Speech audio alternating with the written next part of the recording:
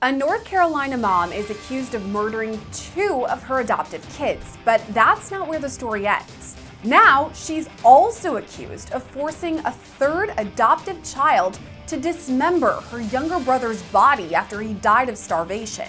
And then, the mother allegedly forced that same child to watch as the dismembered remains were burnt in a fire. If that's a lot to swallow, I get it, because this story has some shocking details, and there are a lot of them. First, let's start with the basics, though.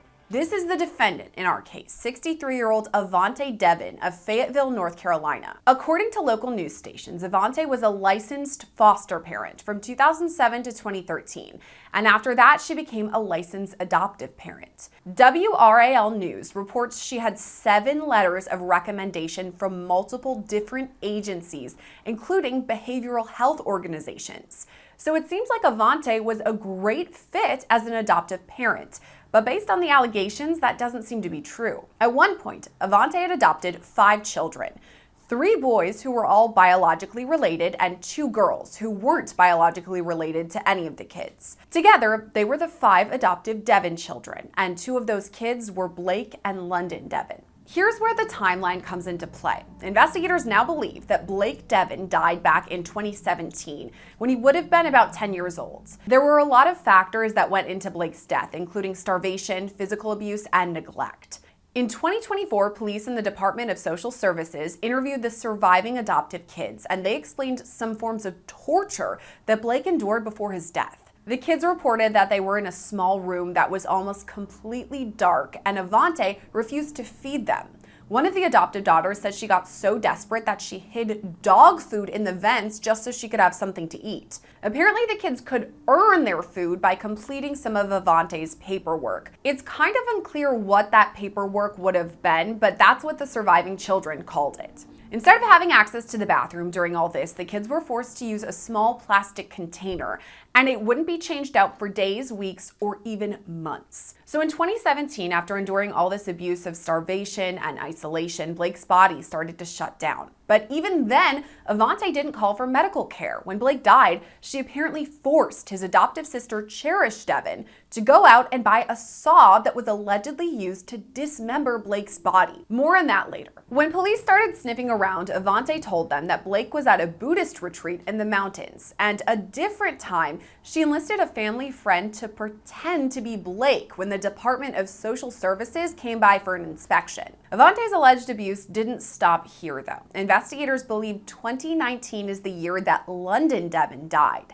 We still don't know the actual date of her death, so she's estimated to have been anywhere from 15 to 19 years old at the time. London's death was very similar to Blake's. Her cause of death was starvation, physical abuse, and neglect, and the manner of death was homicide. When investigators started asking about this, Avantae told them that London was away in a mental institution. Investigators now believe that London was so malnourished she died after having a seizure, and Avantae allegedly forced another child to help her destroy this evidence, throwing out a rug and even repainting an area where London had died. Behind Avantae's home, investigators found a metal burn barrel with 2 sets of human remains inside. One of the sets belongs to London, and investigators believe the other set belongs to Blake, but they haven't got a 100% positive ID from the tests yet. In June of last year, Avantae was arrested and charged in the murders of both Blake and London Deven.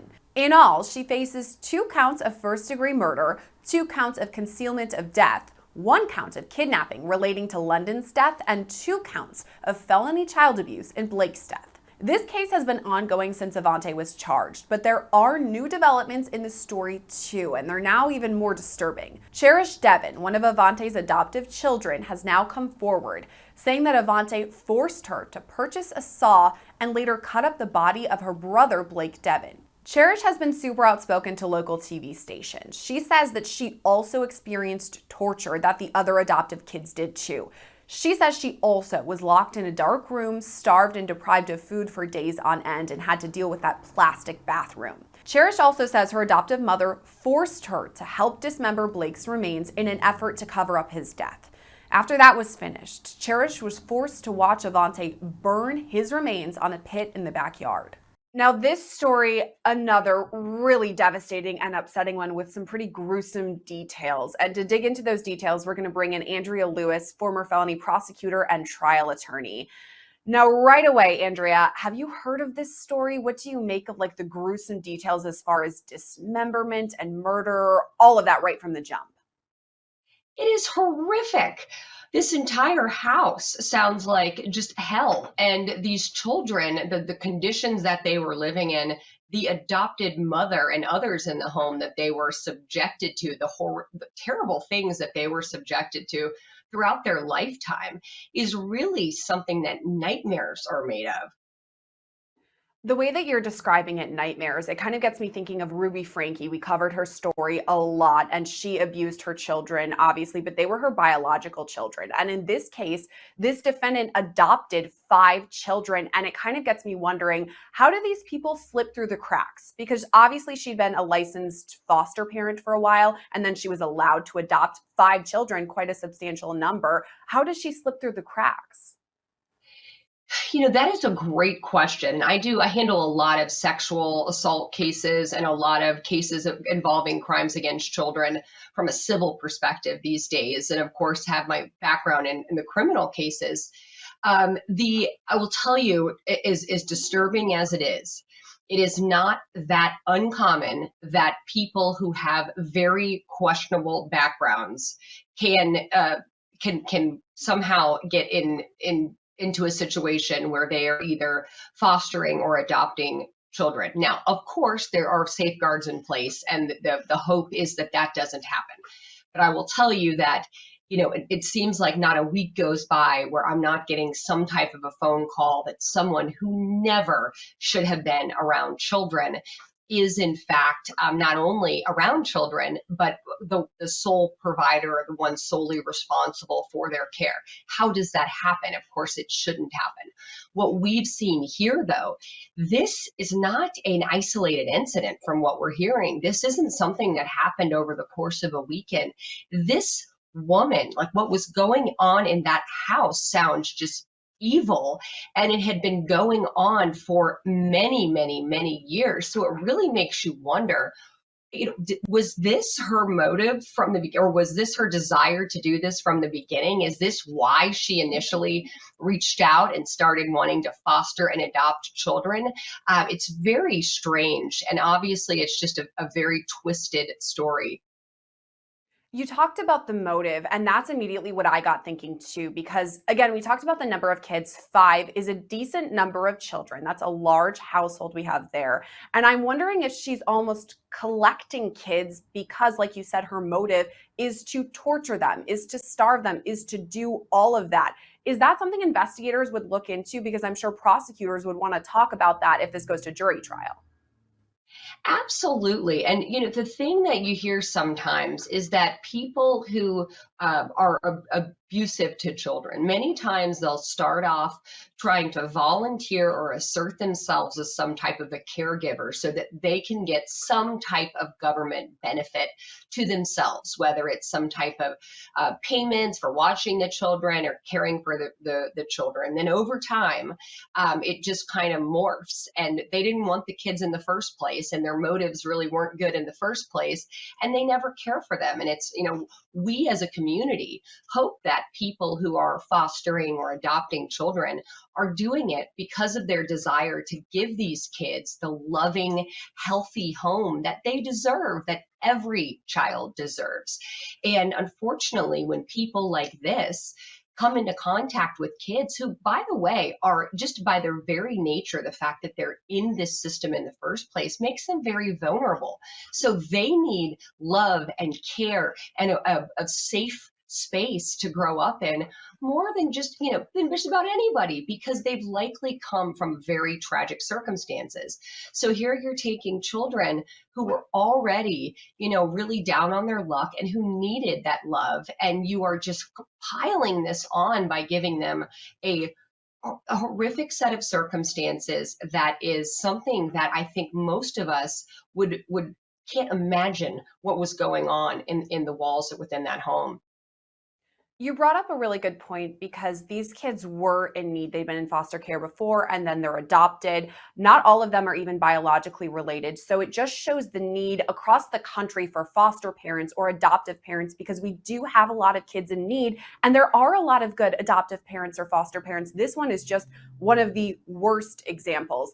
And it kind of gets me thinking about the timeline too, because the investigation into all this started in 2024 in April, so almost a year ago. But the first boy who died went missing around 2017. How can it be that he would be gone, missing for that long and no one sounded the alarm?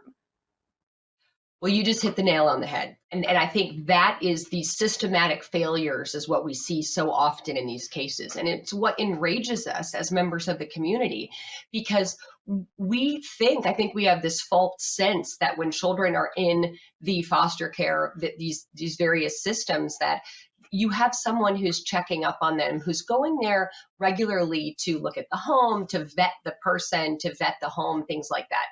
And many times that doesn't happen. Now here, what may very well have occurred is that if once they're adopted, obviously things change. So like there may not be, and there likely was not, that continued oversight once the adoption went through. Then she's, that's her child, and so it would just be the same as if anyone else had a child, that you wouldn't expect to have the government knocking on the door.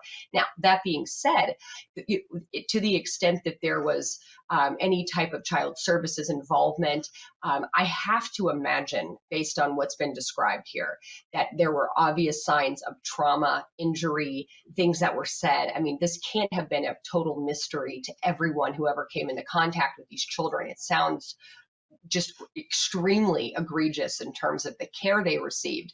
So those are the things you really are left to question is, how did that slip through the cracks? How did no one notice it? And it wasn't just happening to one child, it was happening to multiple children. So how did no one catch that before things got this far? Thinking about the details leading up to the deaths of two of these children, some of the details are just too gruesome to even talk about. They were locked in rooms without light. One of the daughters said that she would hide dog food in the vents just so she had something to eat because she was starving. And one of the boys actually did starve to death. I mean, I can't really make sense of any of this, why someone would do that. Is that something that investigators, prosecutors are going to look into? I know that motive isn't necessary, but a lot of people were questioning why this would have happened. They will certainly look into that. Absolutely. And, will we ever know? How could someone ever become this twisted? How could someone ever carry out any one of these acts, let alone all of them? And then to enlist other people to do things like what's being alleged here, to dismember these poor children. I mean, that is just, it's beyond the comprehension. And, yes, they will look into it. I am sure that there will be claims where they try to call into question whether she was fully capable of making decisions, some type of insanity defense. But based on what we've heard so far, I think it's very unlikely that that will succeed. This seems very calculated, and I don't think a jury is going to have a hard time making a decision on this one.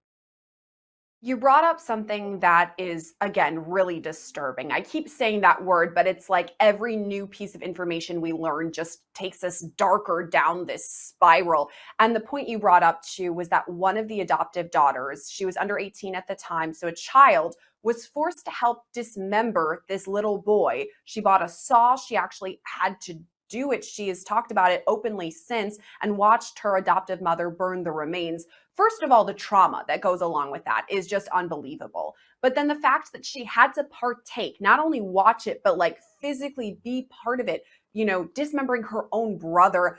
This is wild just to think about. What do you make of just all of that? It is such a terrible thing for any one of the children, any one of the people involved to go through. They could never go on and live a normal life. I mean, there is no circumstance in which she would ever be not traumatized or be able to, really get over or get through this. How could anyone get over or even really try? It would be difficult to even try to work past this. The person here to blame, of course, number one, the key perpetrator here is the adoptive mother. She is the, as I said before, evil evil, evil, if these allegations are true, which they certainly appear to be. She is the one who orchestrated this. She is the one who was dictating who did what. It is this, the buck stops with her on this. And I've read a lot online of people who are asking questions about the adoptive daughter. How could she do this and this and that? I think you just brought up an excellent point. She is a victim in this too. At some point, she is living in this household. Now, yes, she ultimately did something horrific, right? The fact that she participated and did these things that she's accused of doing, that's obviously terrible.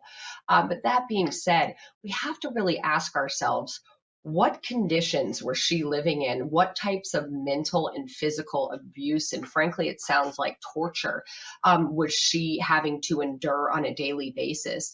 And as I understand it, she came from somewhat tragic circumstances too prior to this. So all of these kids, which is what, they were when they came into contact with this, and I don't even want to call her a mother or an adoptive mother, because I think that term would be way too good for her.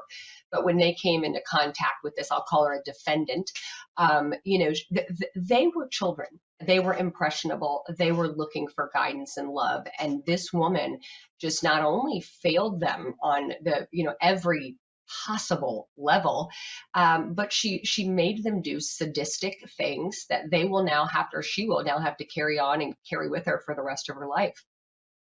You brought up something really important, and that she too is a victim. This woman we're talking about, her name is Cherish Deven. And yes, she is. She had to endure all of the similar things as her adoptive siblings, the starvation, the isolation, all of that, on top of being forced to do this sadistic act, as you said. So I think that's really important to highlight, that this wasn't her choice or her fault. I am wondering, though, if she would be an incredible witness to bring to the stand. And if prosecutors do call her, how will that work? Because she's reliving such intense trauma. Well, I can't imagine, given what she has already advised that she's gone through, and what she's been talking to the media and kind of telling her story. I cannot imagine that her words would not be extremely powerful, and something that really got a jury thinking of like, wow. I mean, this is just something that you'd never even think could be possible. And here this girl, now woman, has lived it and listened to the things that she was, brought along, forced to do. I mean, it's just something that's terrible. And I mean, I think this will probably be a very quick verdict if I had to guess. And that this woman, she hopefully will be going away and get her fair sanctions, which I think would be obviously never seeing the light of day again at a minimum, for everything that she has put all of these children through. Going through the details of the case, to me, it seems like the prosecution has a pretty strong case. We have an eyewitness. We have a DNA identification of some of the remains showing that these are the missing adoptive children. A lot of things are going against this defendant, but you did bring up the insanity defense. Is that really the only thing that she could bring forward to defend herself in this case? I mean, with these facts, anything's possible, right? To some extent, you could see a world where she would try to blame others, whether it be the adoptive daughter or some third party for the actual deaths of the children. I think that's going to be difficult for her, though, because she was the caregiver who was responsible for feeding them, for bringing them medical attention if they needed it.